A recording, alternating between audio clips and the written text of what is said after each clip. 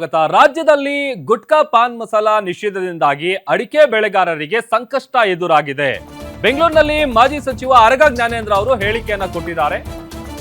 ಸರ್ಕಾರ ಗುಟ್ಕಾ ಬ್ಯಾನ್ ಮಾಡುವಂತಹ ಆದೇಶವನ್ನ ಹೊರಡಿಸಿದೆ. ಇದರಿಂದಾಗಿ ಅಡಿಕೆ ಬೆಳೆಗಾರರು ತಲ್ಲಣವನ್ನ ವ್ಯಕ್ತಪಡಿಸಿದ್ದಾರೆ.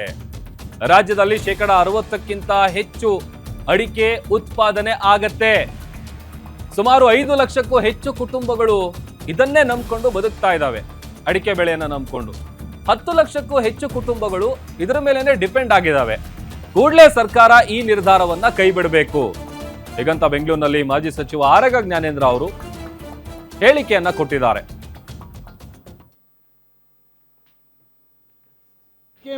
ಅಡಿಕೆಯಿಂದ ತಯಾರಾಗುವಂಥ ಗುಟ್ಕಾ ಮತ್ತು ಪಾನ್ ಮಸಾಲವನ್ನು ಕರ್ನಾಟಕ ರಾಜ್ಯದಲ್ಲಿ ಬ್ಯಾನ್ ಮಾಡುವಂಥ ಒಂದು ನೋಟಿಫಿಕೇಷನ್ನ ಹೊರಡಿಸಿದೆ. ಇದರಿಂದಾಗಿ ಅಡಿಕೆ ಬೆಳೆಗಾರರು ಭಾಳ ತಲ್ಲಣ ವ್ಯಕ್ತಪಡಿಸಿದ್ದಾರೆ. ಇಡೀ ರಾಜ್ಯದಲ್ಲಿ ಬೆಳೆಯುವಂಥ ಅಡಿಕೆಯ ಮಾರುಕಟ್ಟೆ ಬಿದ್ದು ಹೋಗುವಂಥ ಒಂದು ಪರಿಸ್ಥಿತಿ ನಿರ್ಮಾಣ ಆಗಿದೆ. ರಾಜ್ಯ ಸರ್ಕಾರ ಅಡಿಕೆಯಿಂದ ತಯಾರಾಗುವಂಥ ಗುಟ್ಕಾ ಮತ್ತು ಪಾನ್ ಮಸಾಲವನ್ನು ಕರ್ನಾಟಕ ರಾಜ್ಯದಲ್ಲಿ ಬ್ಯಾನ್ ಮಾಡುವಂಥ ಒಂದು ನೋಟಿಫಿಕೇಷನ್ನ ಹೊರಡಿಸಿದೆ.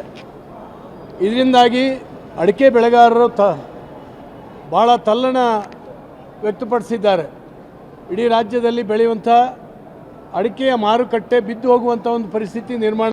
ರಾಜ್ಯ ಸರ್ಕಾರ ಅಡಿಕೆಯಿಂದ ತಯಾರಾಗುವಂಥ ಗುಟ್ಕಾ ಮತ್ತು ಪಾನ್ ಮಸಾಲವನ್ನು ಕರ್ನಾಟಕ ರಾಜ್ಯದಲ್ಲಿ ಬ್ಯಾನ್ ಮಾಡುವಂಥ ಒಂದು ನೋಟಿಫಿಕೇಷನ್ನ ಹೊರಡಿಸಿದೆ. ಇದರಿಂದಾಗಿ ಅಡಿಕೆ ಬೆಳೆಗಾರರು ಭಾಳ ತಲ್ಲಣ ವ್ಯಕ್ತಪಡಿಸಿದ್ದಾರೆ. ಇಡೀ ರಾಜ್ಯದಲ್ಲಿ ಬೆಳೆಯುವಂಥ ಅಡಿಕೆಯ ಮಾರುಕಟ್ಟೆ ಬಿದ್ದು ಹೋಗುವಂಥ ಒಂದು ಪರಿಸ್ಥಿತಿ ನಿರ್ಮಾಣ. ರಾಜ್ಯ ಸರ್ಕಾರ